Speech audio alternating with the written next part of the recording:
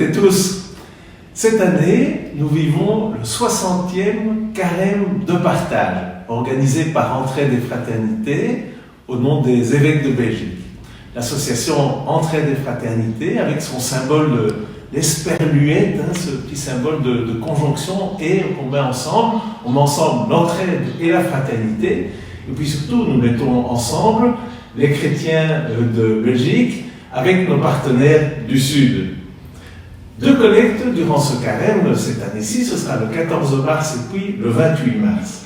Entraide et Fraternité est engagée dans de nombreux pays et chaque année, c'est l'un d'entre eux qui est mis en avant ces dernières années. Vous vous en souvenez sans doute, nous avons soutenu des projets aux Philippines, au Brésil, en Haïti. Et cette année, c'est le Congo qui est particulièrement mis à l'honneur, et au Congo, la région du Sud Kivu. Alors, Entraide et Fraternité, et nous-mêmes, nous tous, nous soutenons des associations partenaires dans le Sud. Ce n'est pas nous qui, depuis la Belgique, allons dire il faut faire ceci ou cela, soutenir ceci ou cela. Non, ce sont nos partenaires du Sud que nous voulons soutenir. Et depuis plusieurs années maintenant, l'accent est mis sur la formation citoyenne d'une part, et puis sur l'agriculture paysanne, aider les populations locales à garantir leur souveraineté alimentaire, leur indépendance alimentaire, faire en sorte que l'agriculture ne soit pas tournée vers l'exportation, mais vers la satisfaction des besoins locaux. Alors nous avons une invitée aujourd'hui. Bonjour Armande. Bonjour mon père. Tu viens du Sud Kivu, tu viens de Bukavu, tu es étudiante ici en Belgique pendant 1 an et tu es paroissienne à Saint-Gilles. On a la joie de te compter parmi les chrétiens d'ici. Alors j'allais te demander, le Kivu, Bukavu, explique-nous un peu. Le Kivu, Bukavu, comme étant chef-lieu, c'est parmi l'une des grandes provinces de la RDC. Et se trouve dans la partie est, une petite synthèse. C'est une région très super, avec un beau climat, une bonne région pour moi.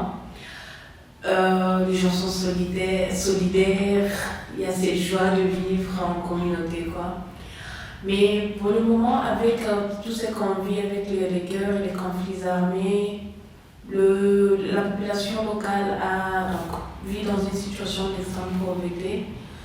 Le milieu rural, on sait que c'est la partie, dans ces parties-là l'agriculture est l'activité principale. Les gens n'arrivent pas à exploiter les terres qu'ils ont, soit parce qu'il y a des rebelles, ou soit parce qu'ils ont de petites terres sur lesquelles ils doivent appliquer l'agriculture. L'agriculture qu'ils font, c'est une agriculture qui est rudimentaire, non financée, n'ont pas assez de moyens pour faire face au changement climatique, autres défis à faire, n'ont pas assez d'argent pour acheter les engrais. Donc, la population est livrée à elle-même. Alors, tu fais une formation ici en microfinance. Oui. Étant donné qu'ils ne peuvent pas faire face ils n'ont pas assez de moyens pour se nourrir, ils ont créé l'idée de se regrouper en deux groupes paysans, et ils s'aident mutuellement en faisant des petites cotisations, bien que c'est rien du tout, ça ne les aide pas assez, mais avec ça, ils arrivent au moins à produire, ils arrivent au moins à faire face à toutes les difficultés, aux défis qu'ils rencontrent dans le quotidien de leur vie.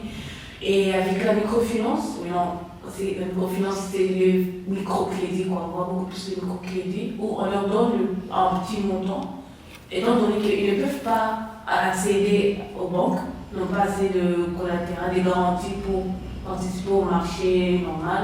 Alors avec la microfinance, ils accèdent à ces petits crédits-là pour renforcer le peu de moyens qu'ils ont pour avancer un peu et essayer de relier les deux bouts du monde. Je vais te demander encore, Armande, tu es chrétienne engagée là à Bukavu et maintenant ici à Bruxelles avant de repartir vers Bukavu. Les chrétiens, eux, est-ce qu'ils ont un rôle particulier à jouer sur ce terrain? C'est l'aide mutuelle qu'on se donne en tant que chrétien.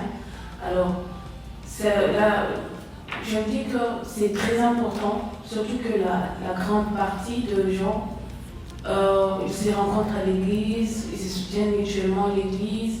Alors ça donne de la joie, ça donne du courage à ceux-là qui n'ont rien. Ça crée cette, comment dire, ça crée le partage, quoi.